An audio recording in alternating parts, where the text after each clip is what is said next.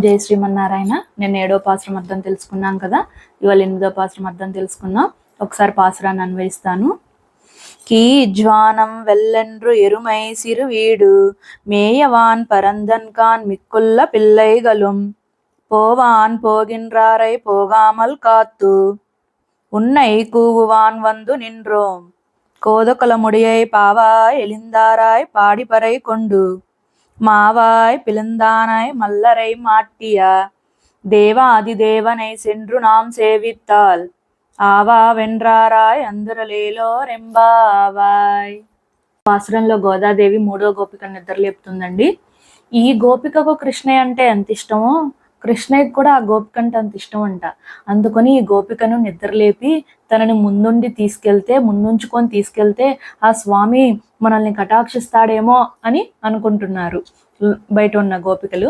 అందుకని గోదాదేవి తెల్లవారింది అని చెప్పడానికి ఏం గుర్తు చెప్తుంది అంటే, తూర్పున ఉన్న ఆకాశము తెల్లగా మారుతుందమ్మా, తెల్లవారుతుంది, సూర్యోదయానికి గుర్తుగా చెప్తుంది. తెల్లవారుజామయింది లేవమ్మా అని చెప్పి. ఇదేమి గుర్తు? మీరందరూ నామస్మరణ చేస్తూ ఉంటారు కదా, స్వామి నామస్మరణ, అందుకని మీ మొహాలు తేజస్సుతో ఉంటాయి.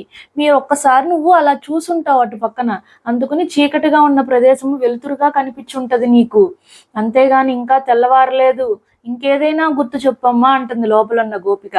దానికి గోదాదేవి, గేదెలు చిన్న బీడుని మేయటానికి వెళ్తున్నాయమ్మా, లేచి రావమ్మా అంటే, నీకు ఒక్కదానికే గేదెలు కనిపిస్తున్నాయా, ఇంకెవరికి కనిపించట్లేదా అంటే, నేను ఒక్కదాన్ని కాదమ్మా, సామూహికంగా వెళ్తున్నాము, వాళ్ళందరికీ కూడా కనిపిస్తున్నాయి.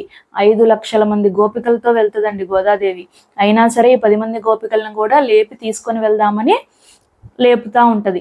మేము 5 లక్షల మంది వెళ్తున్నామమ్మా, నీ ఒక్కదాన్నే కాదు, వాళ్ళందరికి కూడా కనిపిస్తున్నాయి అంటే గోదాదేవి లోపల ఉన్న గోపిక కొంచెం అలిగిద్దంటండి. ఏంటి, అంతమంది వెళ్తున్నారా, అయితే వెళ్ళండి, నేనెందుకు అంటదంట.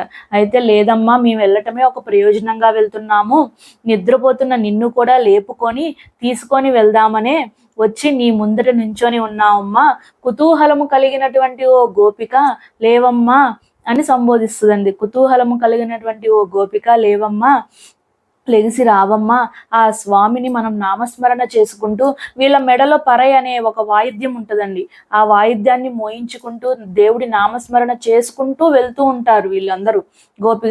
గోదాదేవి కూడా ఒక గోపికలాగా మారిపోతుందండి వాళ్ళతో కలిసి.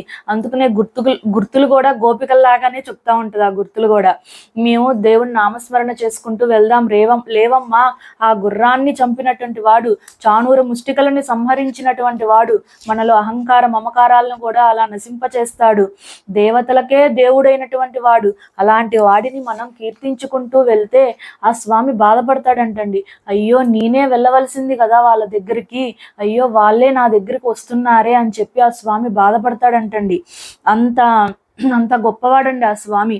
లేవమ్మా, లేచి రావమ్మా అని చెప్పి ఈ రోజు గోపికను కూడా వాళ్ళ గోష్ఠిలోకి చేర్చుకుంటుంది గోదాదేవి.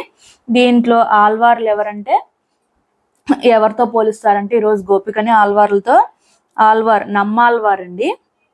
దివ్యదేశాలు ఆల్వార్ తిరునగరి కాంచీపురం, కంచి. సర్వం శ్రీకృష్ణార్పణమస్తు.